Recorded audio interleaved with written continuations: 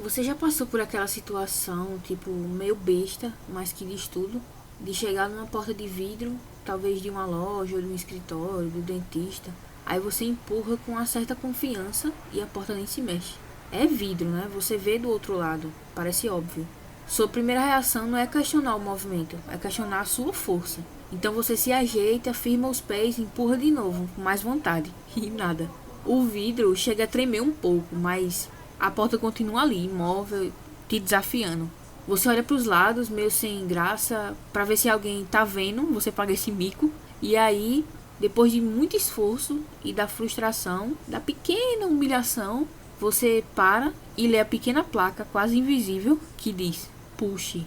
Aí, com um movimento leve e suave, quase sem esforço, a porta se abre, bem calmamente. Essa cena, essa pequena comédia dos erros do nosso dia a dia, é talvez a metáfora mais perfeita para a forma como a gente vive. Porque a gente passa a maior parte da nossa vida com a testa encostada numa porta, empurrando com toda a nossa força, sem perceber que ela é de puxar. Agora tu leva essa cena para a tua vida. Pensa na tua carreira ou nos teus estudos, naquele projeto que não decola, não importa o quanto você trabalhe, naquela promoção que você persegue, forçando um network que soa falso, tentando mostrar um resultado que não amadureceu. Você empurra, empurra, faz hora extra, sacrifica o fim de semana e qual o resultado? A porta não abre. E o que sobra é a testa doendo no domingo à noite, aquela ansiedade que é a marca vermelha do esforço inútil que a gente faz. Pensa nos teus relacionamentos, naquela amizade que esfriou e você insiste em reanimar, forçando encontros, mandando mensagem que fica na maioria das vezes num vácuo. Naquele relacionamento amoroso, onde a comunicação travou e você empurra, empurra, tem DR atrás de DR, tentando arrancar do outro uma mudança, uma resposta, uma reação.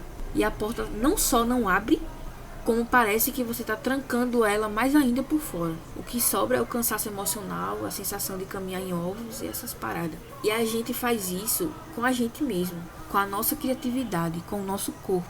A gente empurra a inspiração para vir e ela some. A gente empurra uma dieta rígida e a primeira falha vira uma culpa gigantesca. A gente empurra a meditação para acalmar a mente e fica mais ansioso ainda por não conseguir pensar em nada.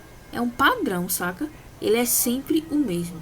A gente identifica uma porta fechada entre nós e o que a gente deseja, e o nosso único reflexo, velho, a nossa única ferramenta programada é empurrar. Mais força, mais pressão, mais vontade.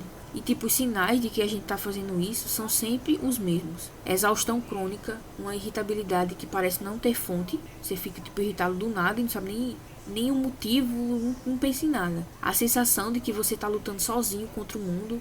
E o mais sutil de todos, uma completa falta de leveza e de alegria no processo. A grande questão, o ponto de partida dessa nossa conversa, não é se a gente faz isso. É óbvio que a gente faz. A pergunta é por quê? De onde veio essa ideia? Quem foi que escreveu esse manual de instruções na nossa cabeça que diz que a única solução para uma porta que não abre é dar uma cabeçada nela com ainda mais força? E a resposta é todo mundo. A nossa cultura, a nossa história, as histórias que a gente ouve desde criança. A gente nasce meio que com esse manual do empurrador já instalado, sabe, no nosso sistema. Pensa o seguinte, vamos folhear umas páginas desse manual pra gente ver uma coisa. A primeira página, e a mais importante, é a do culto ao esforço. A gente aprendeu a romantizar a luta. A gente vem de uma tradição, de uma ética de trabalho, que nos diz que o sofrimento no processo não é só um efeito colateral, é uma virtude. Trabalho duro, sem dor, sem ganho, durma quando morrer. Essas frases não são só slogans de camiseta, tá ligado? Elas são dogmas.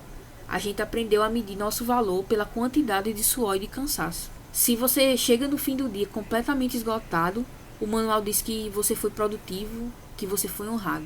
Relaxar, ter ócio, fazer as coisas com calma, isso é visto com preguiça, como desleixo. O manual ensina a gente a ter orgulho da nossa testa doendo na porta, tá ligado? Aí a segunda página é a do mito do herói.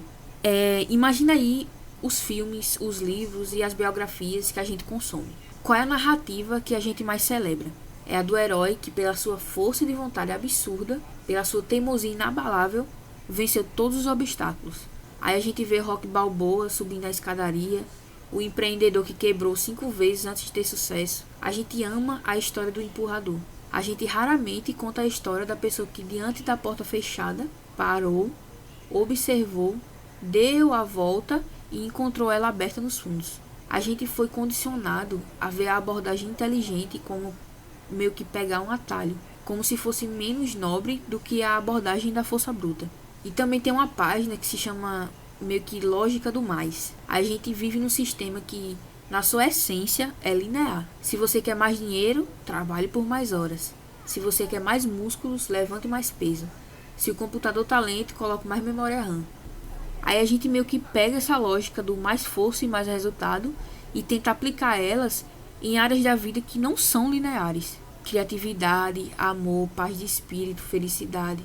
Essas coisas, elas não funcionam com a lógica do empurrão, tá ligado? Você não consegue forçar alguém a te amar com mais intensidade. Você não consegue forçar a chegada de uma ideia genial trabalhando 20 horas por dia.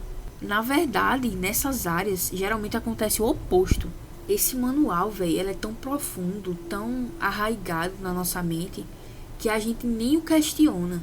A gente assume que o problema é sempre nosso. Eu não estou me esforçando o suficiente, eu preciso ser mais resiliente, eu preciso aguentar mais. A gente nunca para e pensa, e se o problema for o método? E se o problema for o próprio esforço? A gente nem sequer considera a possibilidade de que a porta seja de puxar. Porque o manual que deram pra gente só tem um capítulo. E o título dele é Empurre com Mais Força. Lá ele. A gente nem sequer considera a possibilidade de que a porta seja de puxar. Mas e se existisse meio que outro manual? Um manual mais antigo, mais sutil, esquecido na poeira do tempo. Um que não fala sobre força, mas sobre fluidez. Não sobre lutar contra a correnteza, mas sobre usar ela a seu favor. E se o tempo todo, bem ali do nosso lado, naquela porta de vidro, tivesse uma pequena placa que a gente foi treinado a vida inteira para ignorar? Aí no silêncio que se cria quando você para de dar a cabeçada na porta, você vê, quase escondida, talvez um pouco empoeirada pela nossa falta de atenção, mas ela sempre esteve lá. Uma pequenininha placa de metal, e nela 4 letras simples que mudam tudo. Puxe. A gente fica até meio bobo. Ah, sério? Era só isso e tal? E uma mistura de alívio e um pouco de vergonha toma conta da gente. Todo aquele esforço, todo aquele suor, toda aquela dor de cabeça. E a solução era um movimento mais leve, mais inteligente, na direção oposta. Essa pequena placa, véi, é a representação de um dos conceitos mais profundos e libertadores do pensamento oriental. É a arte do Wei. A tradução literal é meio estranha, né? Não ação, ou não fazer. E por isso muita gente se confunde. O Wei não é ser passivo, não é preguiça, não é sentar no sofá e esperar a vida acontecer. Isso seria o equivalente a ficar parado na frente da porta sem empurrar nem puxar. O Wei é a ação sem esforço, é a ação sem atrito, é a arte de agir em harmonia com o fluxo natural das coisas, em vez de lutar contra ele. Pensa tipo no surfista, né? Tipo Gabriel Medina. Ele não tenta parar a onda, ele não grita com a onda, não tenta empurrar ela de volta pro oceano. Isso seria ridículo, né? Aí o que ele faz?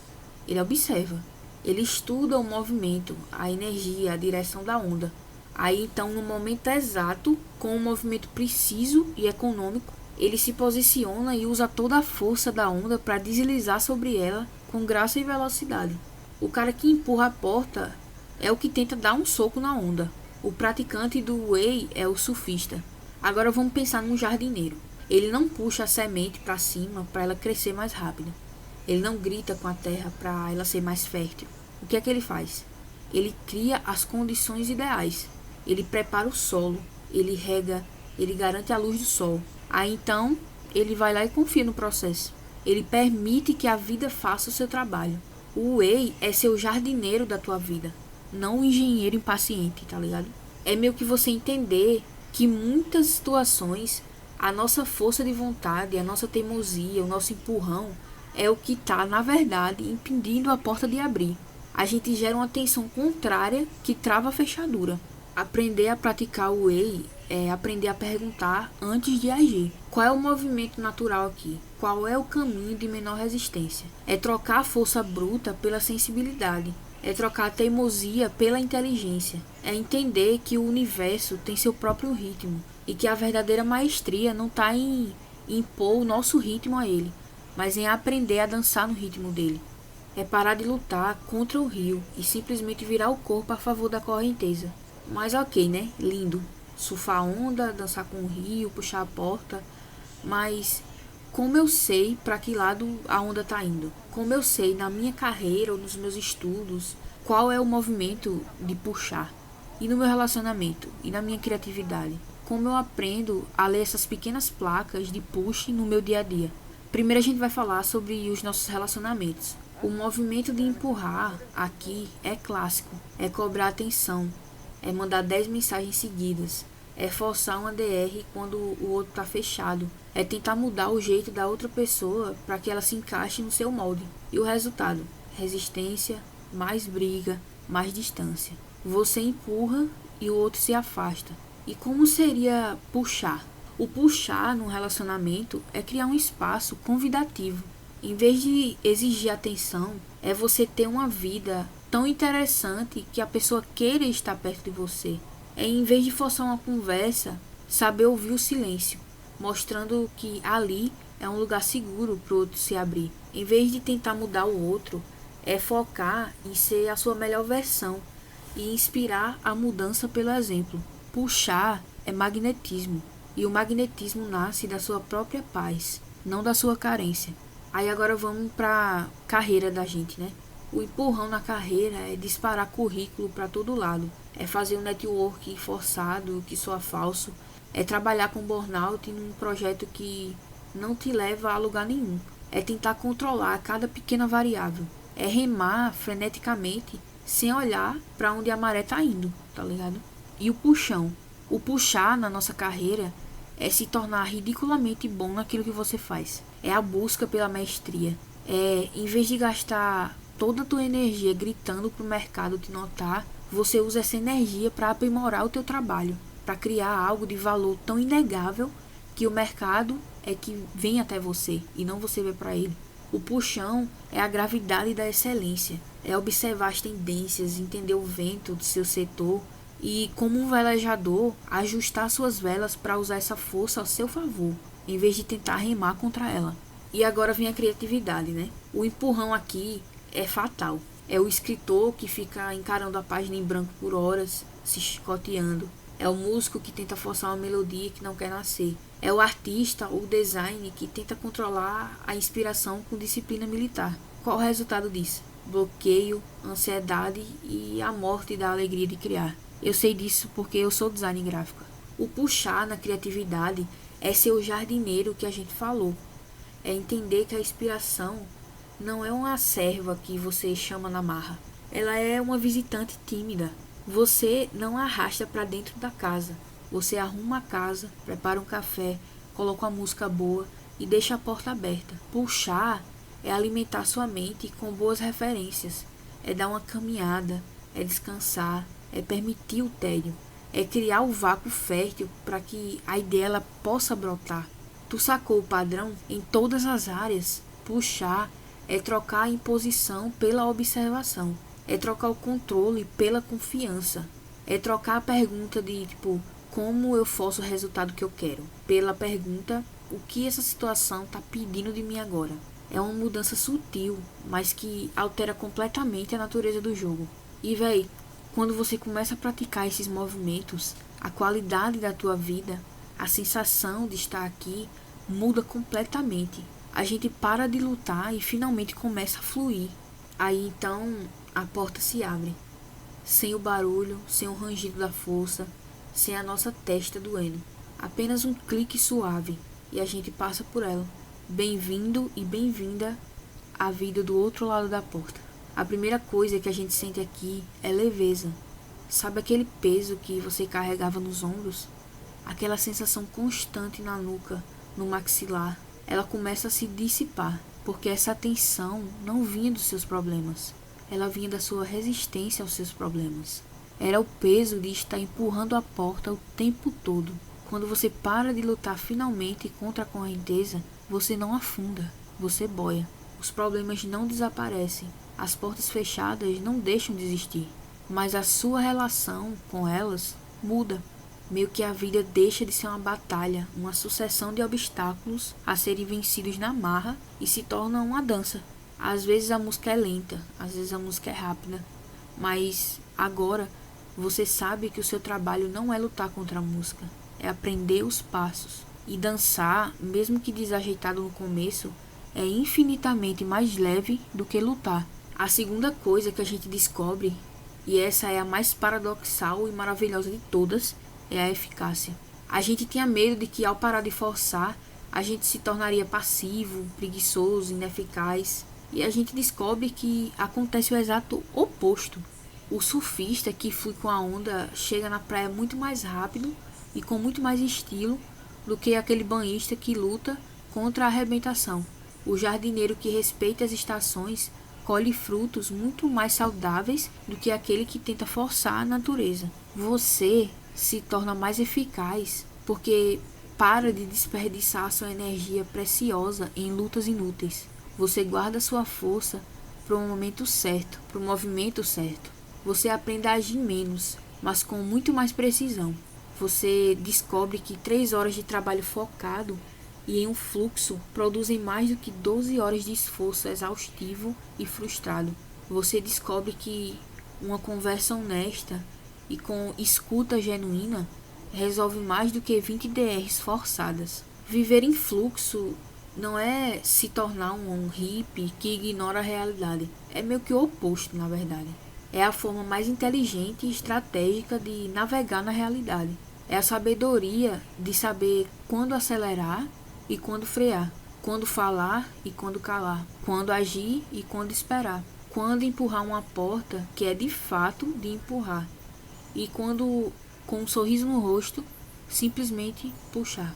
Então, meu amigo, minha amiga, da próxima vez que você se encontrar diante de uma barreira na sua vida, antes de baixar a cabeça e se preparar para o impacto, eu te convido a fazer diferente. Para, respira e observa. A resposta pode não estar em mais força, mas num simples puxão. A verdadeira força não está na intensidade com que você empurra a vida, mas na sabedoria de saber quando é a hora de ser puxado por ela. Muito obrigada e até a próxima.